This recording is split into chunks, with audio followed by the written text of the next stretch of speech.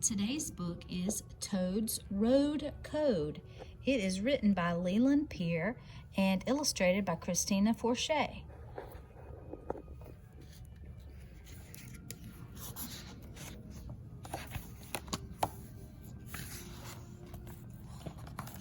This is the end page. It has lots of desserts on it.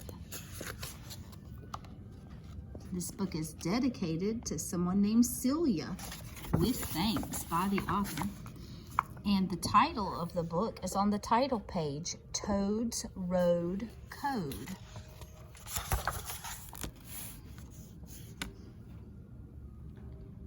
The toad wore a coat and a big smiley grin and a little bow tie nestled under his chin. His home was a hole at the side of the brook. It was neat, it was tidy. Come in, take a look. The toad was a traveler and he liked to roam all over the marshes surrounding his home. But one day he thought, I think I shall wander to visit my cousin who lives way out yonder.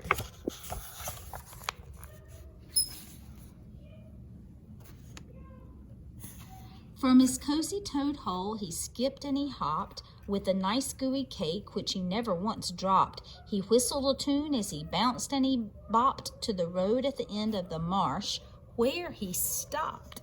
How diddly-do will I make it across, with neither myself nor the cake getting squashed? But I'm due at my cousin's for afternoon tea, so how hard can it be? I mean, seriously.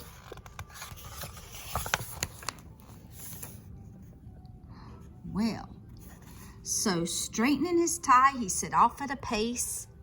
With a hop, skip, and a jump, and with admirable grace, he launched himself into the first lane he saw, and he met with a terrible, ear-splitting roar.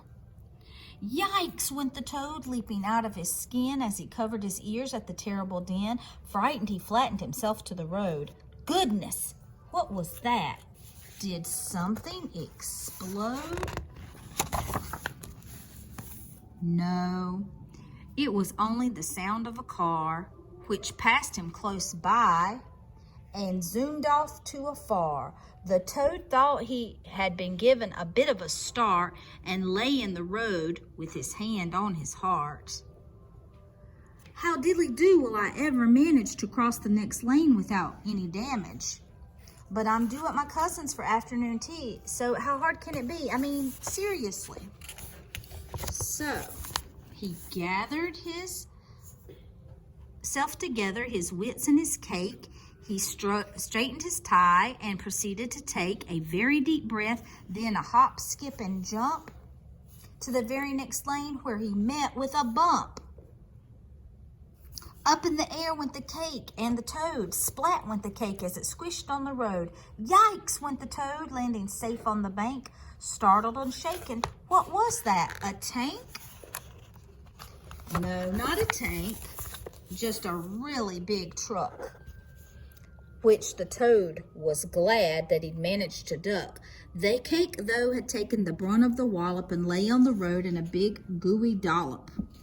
My cake, wailed the toad as the truck flew on by, but he brushed himself down, then he straightened his tie, and picking up all that remained of his cake, he carried on to his cousin's small house by the lake. How do you diddly-do? Said the toad. I'm so glad to see you, and goodness, it showed.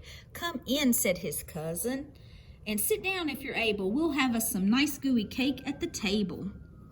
The toad sat down with his cousin, a frog, and they nattered of frog and toad things and of family matters. Then finally their chat came around to the road and how to cross safely. The road safety code. Stop at the drop, it's too dangerous to hop. Look for things wheeled, better keep your eyes peeled. Listen all around, can you hear any sound? If there's nothing that you can see or can hear, then hop right across, you have nothing to fear. The toad thanked his cousin and ate some more cake, and finally looked at his watch. It was late. Well, thanks for the tip and the cake and the tea, but I better be going now, seriously. The frog gave the toad a hug in his jacket and the last piece of cake in a brown paper packet. Remember the code, he said with a wave, as homeward the toad hopped, feeling happy and brave. Sure enough, the toad came to the place where cars and big trucks and more dangerous things raced. So he tried to remember his cousin's advice. Here goes, said the toad, and he reminded himself twice. Stop, look, and listen, the toad's cousin had said. So mopping droplets of sweat from his head, he stopped at the curb, cupped his ear, and then watched, and when all was clear, he hopped safely across. Hooray, laughed the toad with delight and relief. Then he stuck out his chin with his tie underneath, which he straightened once more so it didn't look funny, and bounced all the way home just as brisk as a bunny. How diddly happy I am to be back, said the toad as he hung up his coat on the rack. He loosened his tie and he said loudly yawning, I think I shall visit again in the morning. The toad wore a coat and a big toothy grin, and a little bow tie nestled under his chin. He lives in a brook by a marsh near a road, which he crosses quite often, all thanks to the code. And the code is stop, look, and listen when you cross the street, but always make sure to ask a trusted adult like a parent or your family before you ever go near the road. The end.